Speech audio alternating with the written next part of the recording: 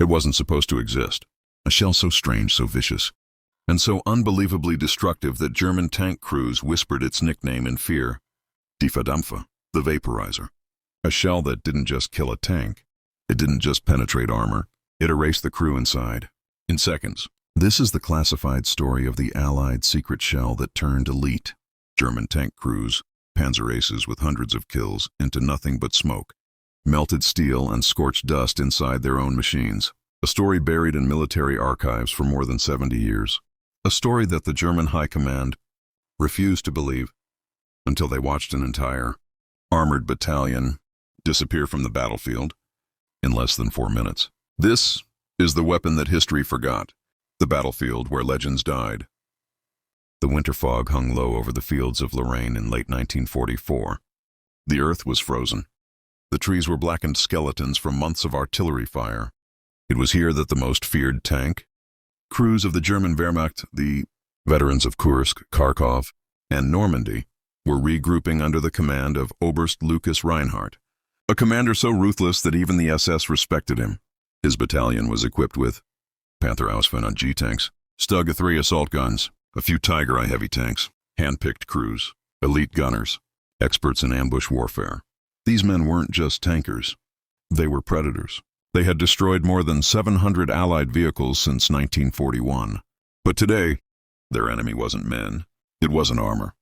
It wasn't even airstrikes. Today, they were about to face a weapon they had never imagined. A shell that didn't explode in a fireball.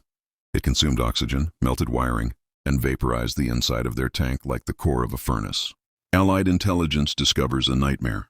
A week earlier, far behind the lines, American intelligence officers sifted through piles of intercepted German messages. One coded transmission stood out. Our Panthers burned without flame. The crews vanished.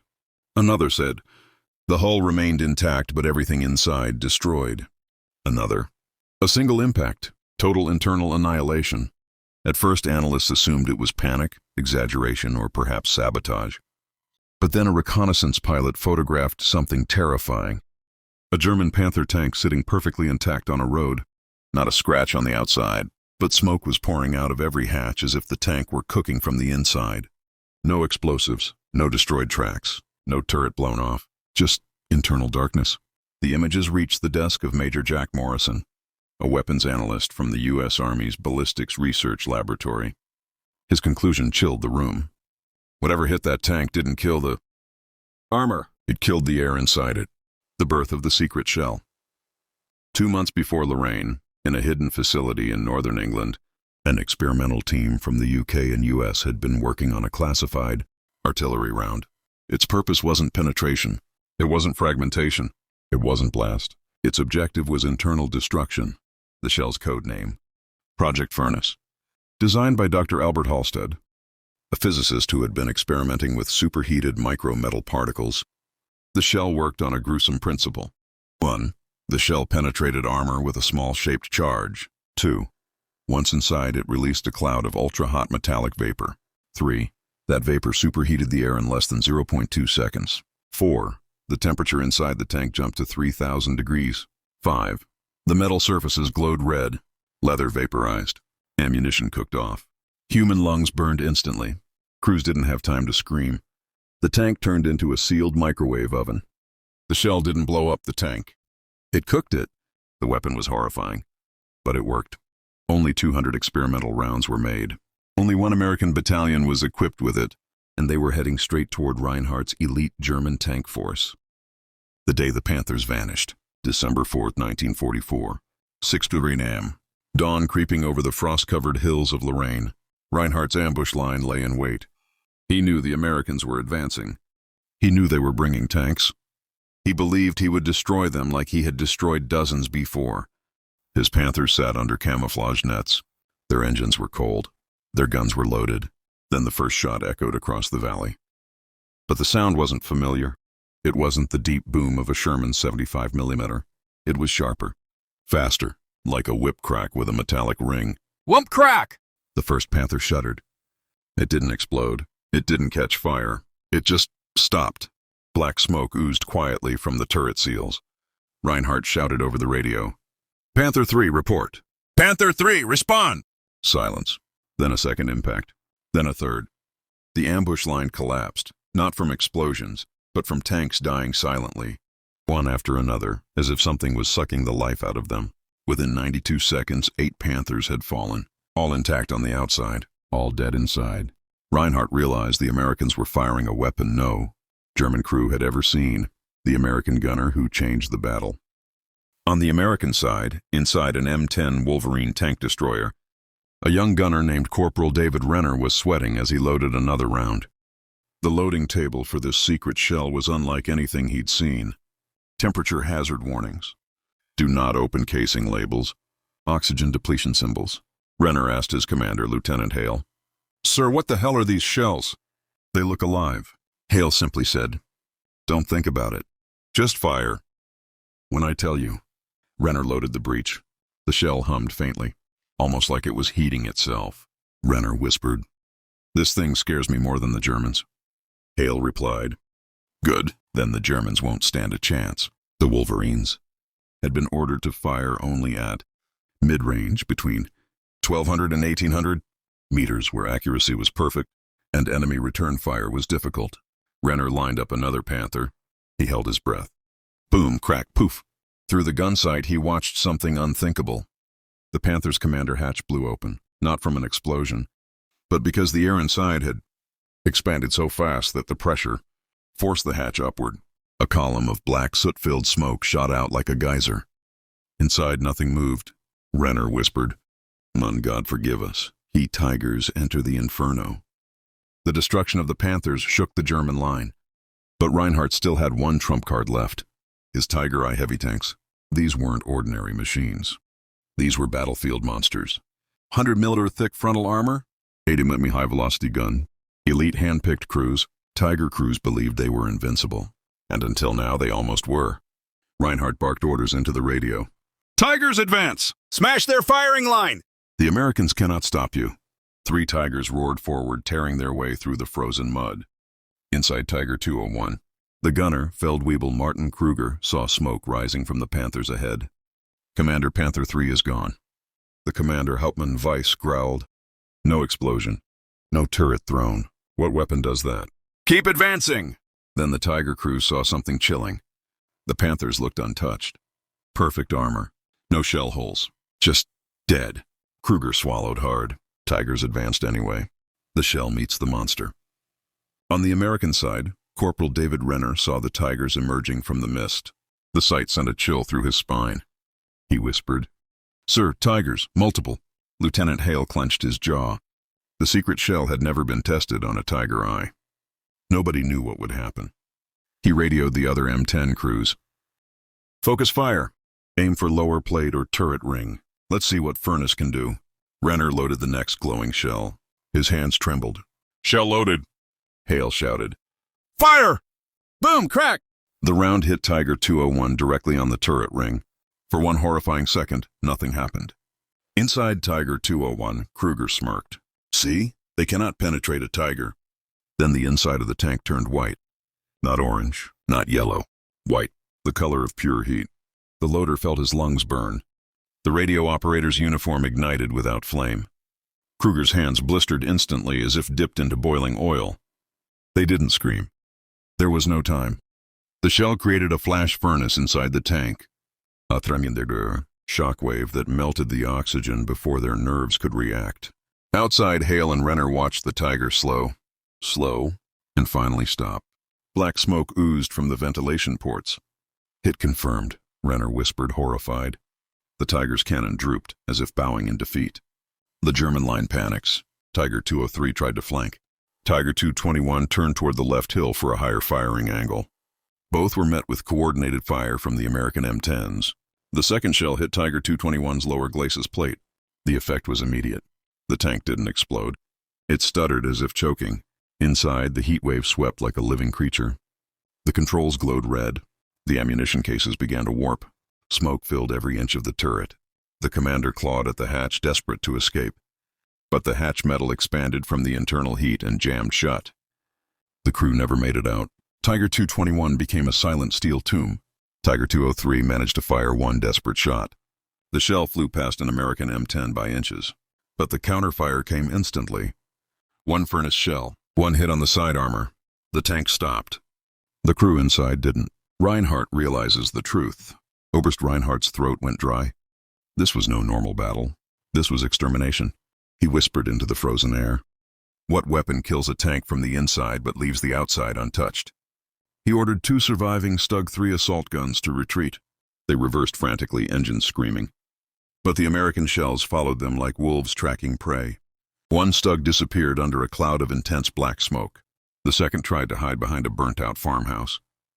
A shell punched through the wall and entered the Stug through the side plate. Moments later, smoke seeped through the cracks in the building. Reinhardt felt his heart crack. His battalion, his proud, elite, undefeated armored force, was being erased by a weapon he couldn't see, couldn't understand, and couldn't stop. For the first time in 5 years of war, Reinhardt felt fear. American command didn't celebrate. Back at the American line, soldiers cheered. 3 Tigers down! Panthers wiped out! But Lieutenant Hale did not cheer. Neither did Corporal Renner. Inside their M10, Renner whispered, "Sir, whatever we're firing, it's not normal. It doesn't just kill, it destroys." Hale looked at the glowing empty case. "Do not touch after firing. Oxygen depletion hazard. Thermal contamination warning," he muttered. "I don't know what the hell this is, but I know we shouldn't have it." German investigators arrive. 2 days later, when the battlefield quieted, German recovery teams finally reached the destroyed tanks. What they found stunned even hardened veterans. A Panther stood upright, its hull perfect, not a single external crack. But when they opened the commander's hatch, a blast of scorched, soot-thick air burst outward. Inside, the seats were charred. The electrical wiring was melted. The ammunition had fused into a single lump. The crew was gone, reduced to ash and bone fragments. One mechanic fell to his knees. "This is not from a shell. This is from hell." Another tank was even worse. The interior steel walls glowed faintly red.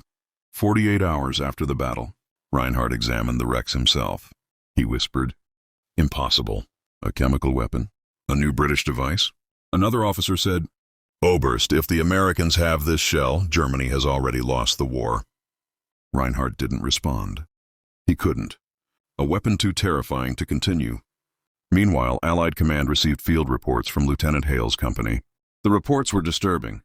Nothing left of enemy crews. Internal temperatures catastrophic. Crew fatalities instant. Shell creates uncontainable internal pressure. A colonel at headquarters said, "We created a monster."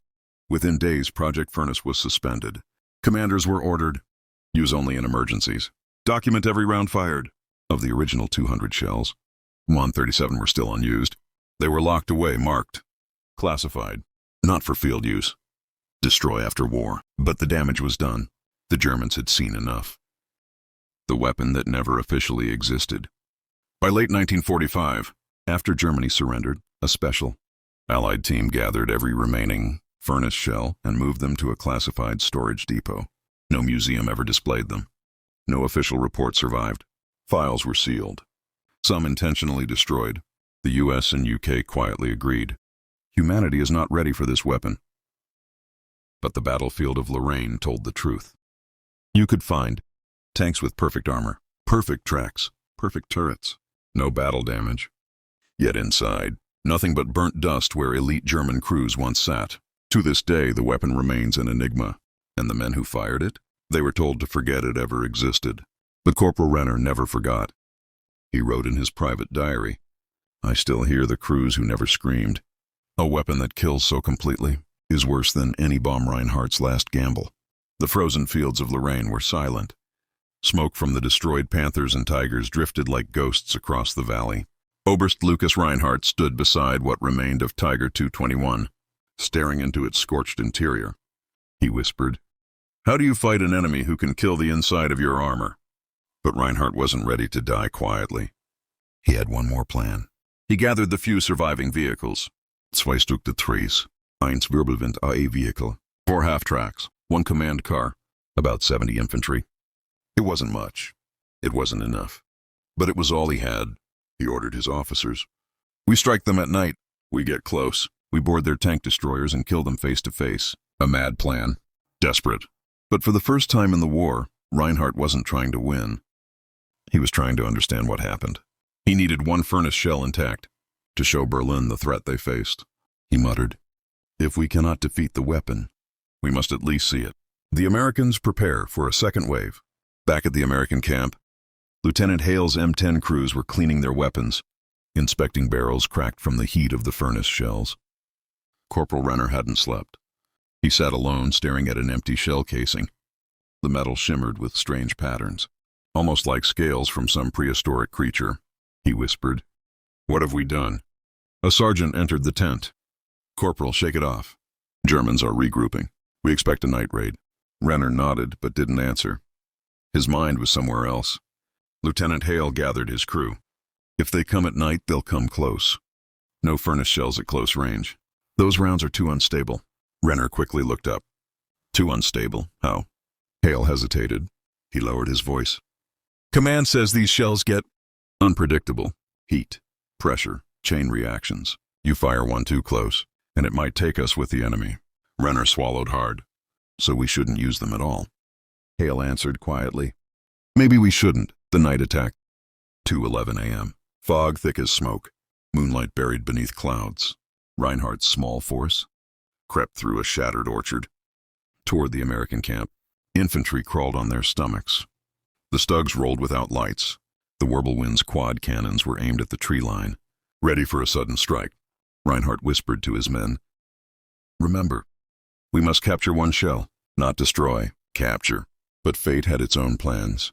The unstable shell. Inside M10 Raptor 2, Renner loaded what he thought was a standard round. He didn't notice the faint blue shimmer along its casing. He didn't know this was one of the prototype furnace rounds, one of the earliest unstable versions.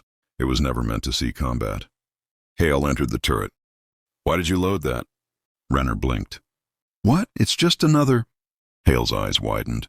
"Corporal, unload it. Now." "That's P0 series. The unstable batch." Renner froze, and that's when he heard it. A faint humming noise, like a coil heating.